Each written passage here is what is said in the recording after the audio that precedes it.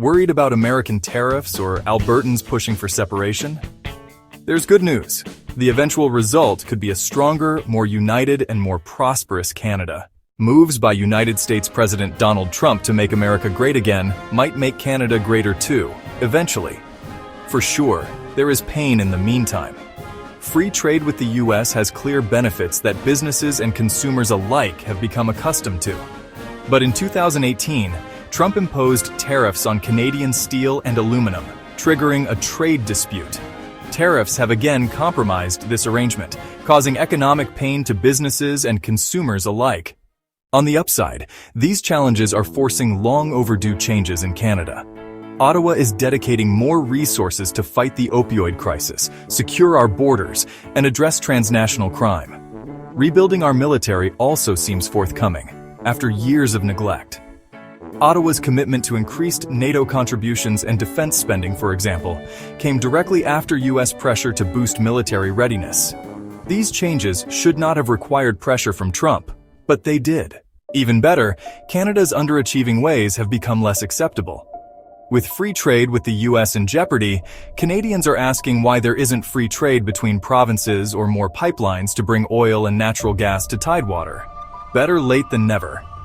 A study by University of Regina environmental sociology professor James Warren found that if the Trans Mountain, Northern Gateway, and Energy East pipelines had been running at full capacity from 2015 to 2022, Canada would have seen $292 billion in additional export revenues. A staggering loss. Canada finally seems ready to seize these opportunities.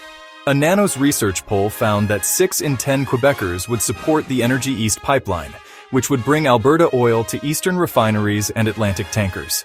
77% would support federal funding for pipeline construction, and only 15% are opposed.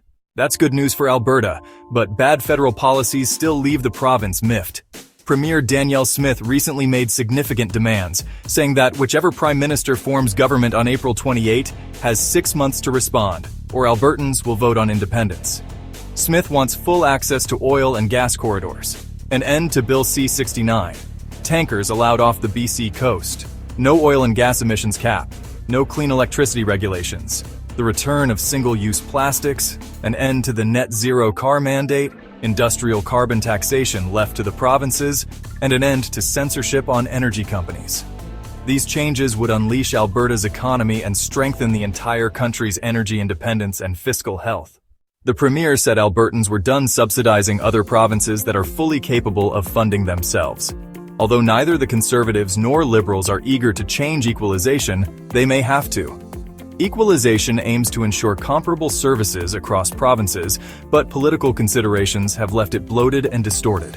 The formula penalizes provinces rich in oil and gas while disregarding other revenue sources. Quebec receives $13 billion annually, facilitating its ban on fracking and leaving its shale gas in the ground. Equalization discourages tax reductions, growth policies, and resource development in recipient provinces. In 2025 to 2026, every province but BC, Alberta, and Saskatchewan will be recipients. Trump's 51st state talk, combined with Western frustration with Ottawa, may finally push for reform, ultimately benefiting Canadian unity and the country's GDP. The standoffs between the US and Canada and Alberta and Ottawa are like those between unions and employers. Tension between competing interests eventually leads to resolution. Canada is ripe for renewal,